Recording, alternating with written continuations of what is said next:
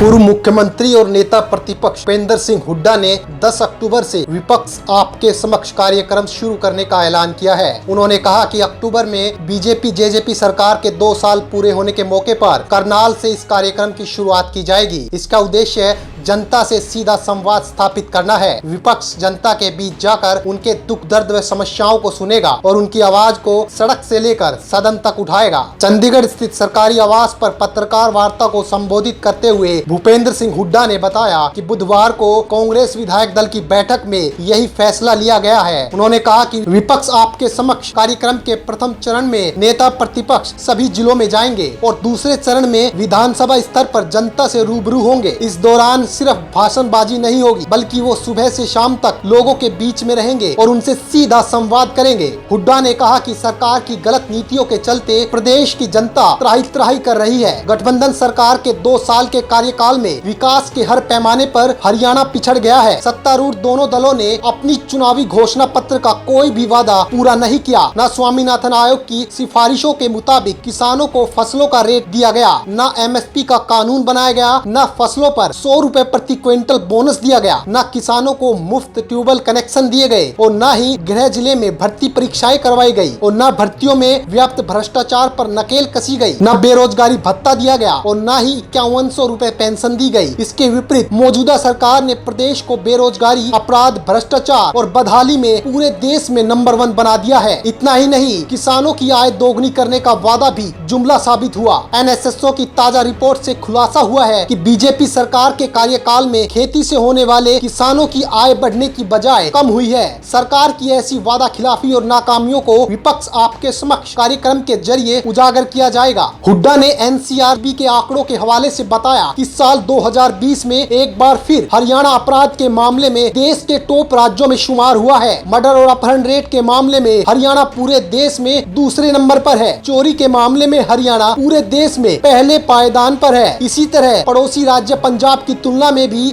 हरियाणा में अपराध कहीं ज्यादा दर्ज किया गया है। पत्रकारों से बातचीत में हुड्डा ने बारिश की वजह से फसलों को हुए नुकसान की तरफ भी सरकार का ध्यान दिलाया। उन्होंने बताया कि धान, कपास, मूंग, ग्वार और बाजरे की फसल को बारिश और जल भराव की वजह से भारी नुकसान हुआ है। सरकार को जल्द से जल्द नुकसान की गिरदावरी करवाकर किसानों को मुआवजा देना चाहिए। हुड्डा ने प्रदेश सरकार की तरफ से मंडियों में सब्जी और फल पर लगाई गई 2% मार्केट फीस का भी विरोध किया है। उन्होंने कहा कि कांग्रेस सरकार ने इस फीस को 0% कर दिया था। मौजूदा सरकार को भी इसे खत्म कर देना चाहिए। नेता प्रतिपक्ष ने नारायणगढ़ शुगर मिल को बंद करने के फैसले का विरोध किया। उन्होंने कहा कि इसको बंद करने से किसानों को भारी परेशानी होगी, क्योंकि गन्ना किसानों का सैकड़ों करोड़ रुपए अब तक सरकार की तरफ बकाया है। अकेले नारायणगढ़ मिल के ऊपर किसानों का करीब 105 करोड़ रुपए का बकाया है। हुड्डा ने करीब 3 लाख मनरेगा 2 महीने से बकाया मजदूरी का भुगतान करने की मांग उठाई है।